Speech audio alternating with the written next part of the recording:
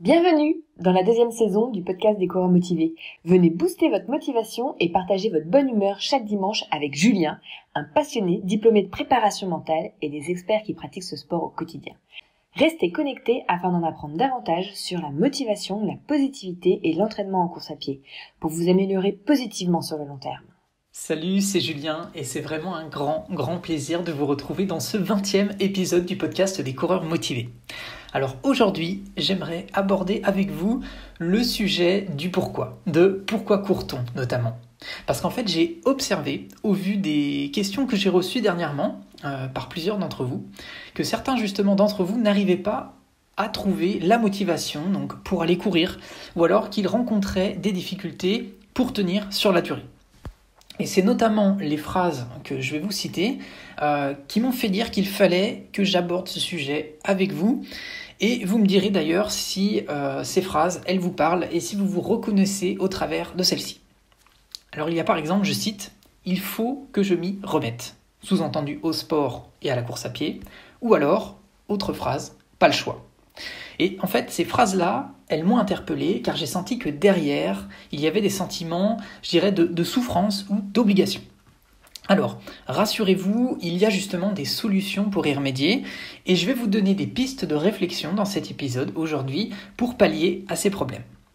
Alors, il y a bien sûr d'autres techniques, mais je partage avec vous ce qui a fonctionné pour moi et ce qui fonctionne pour d'autres personnes également aujourd'hui. Alors la structure de l'épisode, elle va être la suivante. En fait, avant qu'on rentre dans le cœur de l'épisode, je tenais justement à remercier toutes les personnes qui m'ont écrite suite à l'épisode de la semaine dernière. Et je vous donnerai également des news donc sur la CVCM, donc la 3e édition de la course virtuelle des coureurs motivés que j'organise pour la rentrée. Et ensuite, on rentrera dans le cœur de l'épisode. Donc je vous détaillerai les avantages et les inconvénients justement de ne pas connaître ou de connaître son pourquoi. Et enfin, les 4 questions à se poser pour l'identifier plus facilement. Et je partagerai même en fin d'épisode 2 astuces pour vous permettre de passer plus facilement à l'action dès aujourd'hui. Voilà, alors si ça vous convient comme programme, eh bien j'ai envie de vous dire, installez-vous bien confortablement parce que c'est parti. Et oui, au passage, si vous découvrez l'épisode du podcast d'aujourd'hui pour la première fois, eh bien je vous invite à aller écouter le premier épisode de la série, donc de la première saison, où je vous en dis plus sur qui je suis et le rôle de ce podcast. Mais en résumé, mon but premier au travers de ce podcast, c'est bien de vous aider à trouver ou à retrouver la motivation et à vous partager finalement des conseils pour progresser sur le long terme. Et pour ma part, pour info, donc je suis ingénieur en informatique de formation, je suis passionné de course à pied depuis plus de 5 ans maintenant. Et donc je suis donc moi-même marathonien et trailer et j'ai un diplôme de préparateur mental et je me mets désormais petit à petit au triathlon. Voilà, mais ça on pourra en reparler dans le cadre d'autres épisodes. Alors, donc pour commencer, retour sur le démarrage donc, de la saison 2 du podcast. Donc comme je vous l'ai dit, dans quelques instants, on va aborder le sujet du jour. Mais avant, j'aimerais prendre quelques instants pour revenir sur les retours que j'ai eus sur l'épisode de la semaine dernière, et notamment celui de Catherine qui m'a dit, je cite, « Quel plaisir de te retrouver avant ma sortie longue du dimanche matin ». Fin de citation. Voilà, ça me fait chaud au cœur quand je lis ça. Et vraiment parce que en plus, j'ai changé la formule dans la manière dont je fais les épisodes. C'est-à-dire que, comme je l'ai dit dans l'épisode précédent, je ne fais plus de montage. Je le fais vraiment de manière naturelle pour gagner un maximum de temps tout en pouvant finalement continuer de vous apporter de la valeur. Donc voilà, ça me rassure de savoir que ça vous convient. Et voilà, également que je puisse être en mode un peu plus naturel quand je parle au travers des épisodes. Donc comme ça a l'air de vous convenir, je vais continuer sur ce principe-là et j'en profite également pour dire merci donc à Corinne, à Akram, à Géraldine, à Sandrine, à Shakib, à Caroline, à Cyril, à Laura, à Marie et à Karine. Voilà, ça a été un plaisir d'échanger avec vous cette semaine, donc sur les réseaux et par email. Donc voilà, vous êtes vraiment de plus en plus nombreux à m'écrire et à nous rejoindre sur le groupe privé des coureurs motivés et franchement je trouve ça génial. J'en profite aussi du coup pour vous donner des nouvelles justement sur la 3e édition de la CVCM. Donc si vous ne connaissez pas encore la CVCM, c'est la course virtuelle des coureurs motivés. Voilà, donc c'est une course virtuelle que j'organise pour permettre finalement à celles et à ceux qui ont vu leur course annulée au vu du contexte actuel dernièrement et qui sont à la recherche d'un objectif pour pouvoir s'inscrire à une course qui sera forcément maintenue. Voilà, donc en résumé, les inscriptions elles se clôturent ce dimanche soir pour la 3e édition. J'ai regardé juste avant de tourner cet épisode, il reste exactement 9 places sur les 200. Donc si ça vous dit de courir un 5, un 10 km, un semi ou un trail, donc c'est le week-end du 19 et 20 septembre, et bien sûr de rejoindre donc près de 200 coureurs motivés, eh bien c'est le moment, il faut vous inscrire. Parce que malheureusement, il n'y aura pas de place pour tout le monde et je suis obligé de limiter les inscriptions parce que c'est une manière pour moi de m'en sortir avec l'organisation puisque je vous envoie ensuite un dossard personnalisé. Voilà, donc si ça vous intéresse, vous retrouverez toutes les informations utiles pour vous inscrire donc sur le blog lescoureursmotivés.com dans le menu CVCM. Et si vous écoutez ce podcast dans le futur, allez y faire un tour quand même. Il y aura peut-être une autre course en cours, qui sait. Voilà, donc maintenant on va pouvoir rentrer dans le cœur de l'épisode du jour. Alors, pourquoi court-on et comment trouver justement son pourquoi à soi-même ? Alors, je vais déjà commencer par, en quelque sorte, je dirais les inconvénients de ne pas connaître son pourquoi. C'est vraiment histoire de mettre en avant différentes situations auxquelles vous pouvez peut-être être confronté. Et si on ne sait pas justement pourquoi on court, ou pourquoi on fait du sport, voici à mon sens ce que ça peut engendrer. Alors tout d'abord je dirais que cela se traduit par une sorte de dépense d'énergie, qu'elle soit mentale ou physique, inutile au quotidien, en quelque sorte. Parce que imaginez-vous, vous montez dans votre voiture, vous mettez à rouler, mais vous ne savez pas finalement où vous allez. Alors, autrement dit, en fait, vous allez en quelque sorte... c'est comme si vous alliez à une destination, mais vous ne savez pas laquelle c'est. Voilà, vous n'avez rien mis dans votre GPS. Et donc finalement, vous allez consommer de l'essence, alors du diesel ou de l'électricité, peu importe, de l'énergie, pour finalement être en panne en cours de route, sans avoir atteint le but que vous souhaitiez atteindre, finalement, parce que vous ne saviez pas au fond ce que vous cherchez. Voilà. Alors ça, c'était le premier point. Ensuite, je dirais que ça peut engendrer également justement une fatigue mentale, parce que vous allez constamment vous dire il faut que j'y aille, il faut que je m'y remette, et vous allez vous obliger à faire quelque chose, mais au fond, en fait, vous ne savez pas vraiment pourquoi, et justement, vous ne savez pas... parce que vous n'avez pas pris le temps de vous questionner. Et il est donc difficile, au vu de ces éléments, de s'organiser finalement dans ces conditions. J'aurais tendance à dire que le troisième point, le troisième inconvénient finalement, c'est que votre progression, elle va être limitée. Car vous allez finalement vous entraîner au jour le jour, mais sans plan précis. Et donc finalement ça, ça se traduit par le fait que, comme il n'y a pas de but ciblé, il sera difficile, voire impossible d'établir un programme pour vous en rapprocher, car on ne sait pas quoi atteindre. Voilà. Ensuite, un autre élément que je vois, c'est que finalement, vous allez entrer dans une sorte de découverte constante de nouveautés. C'est-à-dire que dès que vous allez entendre quelque chose, vous allez dire « Ok, moi je vais tester ça aussi ». Vous allez faire un nouvel entraînement, mais au fond, celui-ci ne va peut-être pas du tout dans le sens de votre objectif à vous. Voilà, mais il va dans le sens... on va dire, de la cible de quelqu'un d'autre. Donc finalement, tout ça, c'est que sur le long terme, le cumul, ça va se traduire par, je dirais, une perte d'intérêt et également, donc, par peut-être éventuellement un changement de discipline. Et ça va avoir l'effet de, je m'arrête ou alors je suis complètement démotivé. Voilà, donc ça c'était pour mettre finalement en lumière différents éléments qui peuvent se traduire quand on ne connaît pas son pourquoi. Alors si vous avez déjà identifié votre pourquoi, alors peut-être que ces situations ne vous parlent peut-être pas ou peut-être plus, et donc ça c'est un bon point, mais je vous invite quand même à poursuivre l'écoute, car ce qu'on va voir par la suite pourrait vous interpeller et vous intéresser. Alors je vous propose justement maintenant que l'on aborde désormais les avantages, selon moi, de connaître son pourquoi. Donc autrement dit, à quoi ça sert et qu'est-ce que ça peut vous apporter. Alors maintenant, bien sûr, rassurez-vous, puisque ce sont des situations communes et il y a des solutions. Alors, je dirais que le premier point, c'est que quand on sait ce que l'on cherche, finalement, on peut définir quoi faire pour l'atteindre. Et ça, c'est, je dirais, essentiel. Ensuite, un autre élément important, c'est que ça va réduire votre fatigue mentale parce que grâce au fait que vous allez pouvoir planifier à l'avance comment atteindre ce que vous cherchez, eh bien, vous n'aurez plus finalement des questions à vous poser chaque jour. Vous pourrez appliquer sans pour autant vous dire est-ce que je vais faire ci, est-ce que je vais faire ça, et comme ça vous aurez quelque chose qui va couler, qui va être naturel. Ensuite, ce qui est important, c'est que si c'est clair pour vous, alors j'aurais tendance à dire que ça va permettre directement. Je reprends. Ce que je veux dire, c'est que si c'est clair pour vous, alors vous allez directement gagner de la confiance en vous. C'est-à-dire que si c'est clair pour vous, alors ça va être aussi clair pour votre entourage, au sens large. J'entends la famille, les amis, etc.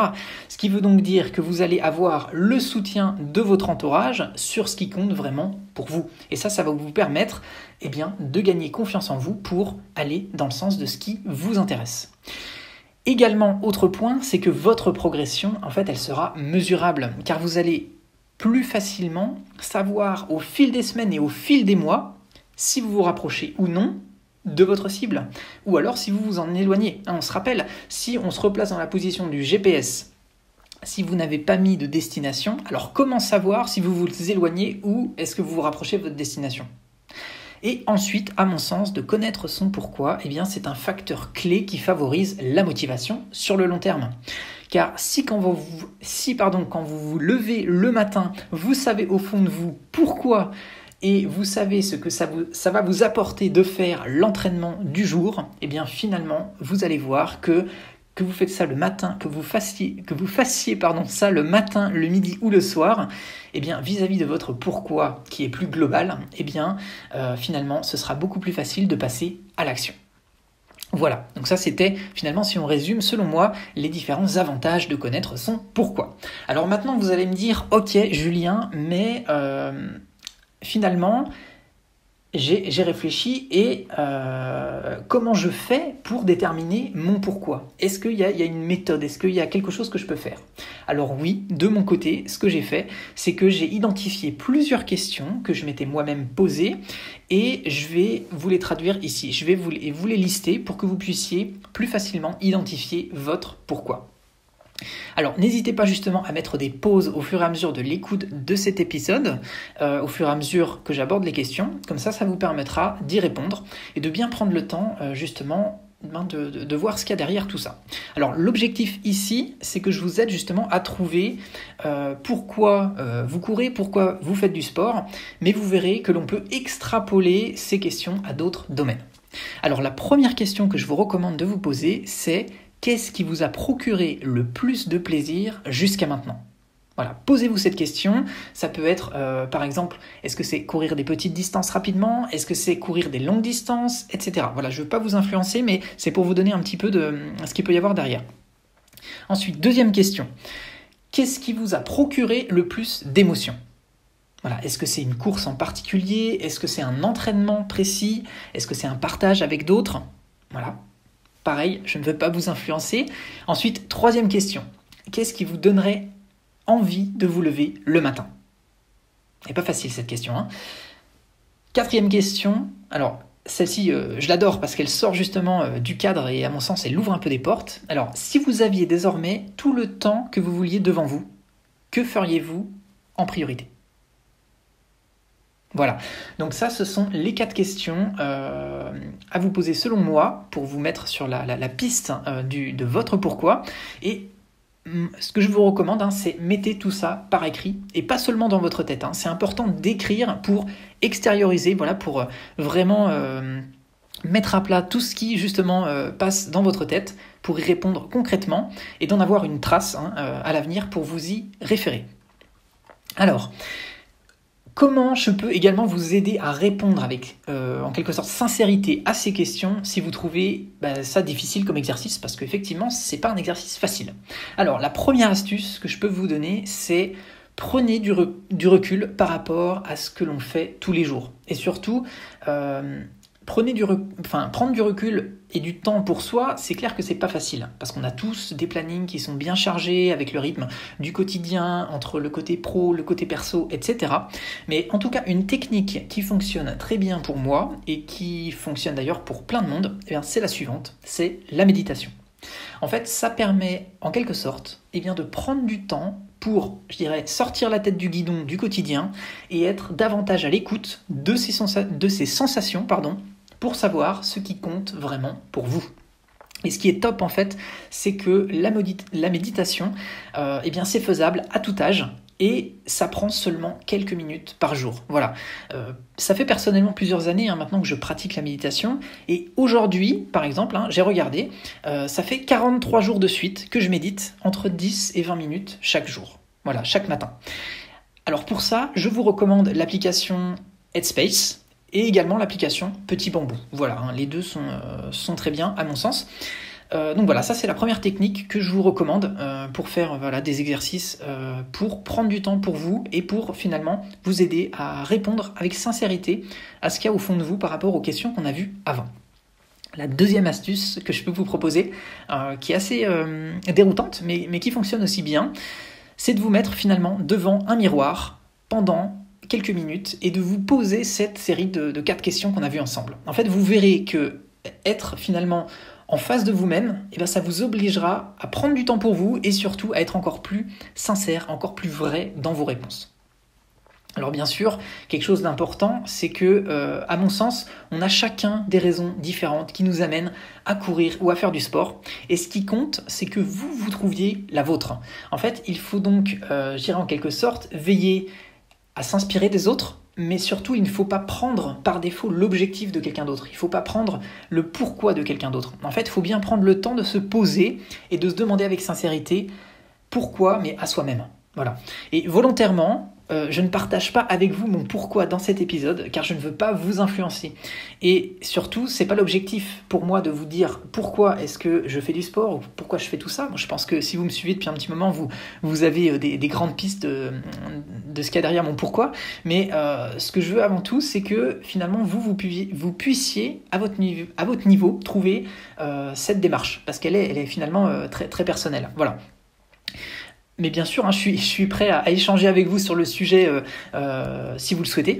Comme dit, mon objectif, c'est pas de vous dire ici mon pourquoi, mais bien de vous aider à trouver le vôtre. Et si vous voulez qu'on en discute, on peut échanger de ça par email ou même par d'autres moyens. C'est avec grand plaisir. Voilà. Alors, je dirais, maintenant, c'est à vous de jouer. Prenez du temps pour répondre par écrit aux 4 questions en appliquant, si vous en avez besoin, les 2 astuces que l'on a vues ensemble avant, donc la partie méditation ou l'astuce du miroir. Et bien sûr, si vous le souhaitez, vous pouvez m'écrire pour qu'on en discute ensemble. Si ça peut vous aider, ce sera avec plaisir. Parce que quelque chose que je veux partager avec vous, c'est, à mon sens, si on sait pourquoi on fait quelque chose, alors on va y prendre plus de plaisir et naturellement on aura davantage de motivation pour y arriver sur le long terme. Voilà, j'ai envie de terminer cet épisode par les news qui vont concerner finalement mon prochain objectif, parce que vous avez été plusieurs à me poser des questions suite à mes derniers posts sur les réseaux sociaux. Donc voilà, donc si vous écoutez l'épisode à la sortie, le jour de sa sortie, ce matin je me lance dans mon premier triathlon au format S, donc avec des amis. Donc pour vous situer, le format S, ça correspond donc à 750 mètres de nage, suivi de 20 km de vélo et ensuite 5 km de course à pied. Voilà, donc je pense avec le beau temps qu'il prévoit donc en Alsace, je me réjouis. Franchement, ça va être une belle expérience à partager avec les amis, ça va être top. Et si ça vous intéresse, bien sûr, je vous ferai un retour dessus lors des prochains épisodes. Alors, en ce qui concerne justement la 3e édition de la CVCM, je vous invite à vous inscrire si vous ne l'avez pas déjà fait, puisque comme je vous l'ai dit, il reste seulement moins d'une dizaine de places. Donc bien sûr, c'est si ça vous branche, et sinon partagez le lien à un de vos amis, si ça peut le booster pour la rentrée, ce sera également avec plaisir. Donc voilà, je compte bien sûr sur vous pour qu'il y ait encore plus de finishers que pour les éditions précédentes, mais au vu du nombre d'inscrits, je pense qu'on est bien parti là-dessus. Voilà, c'était le mot de la fin pour ce 20e épisode du podcast. Je peux vous dire que ça m'a fait à nouveau super plaisir de partager avec vous cette réflexion du jour. Je vous remercie vivement d'avoir pris le temps de m'écouter jusqu'au bout de l'épisode.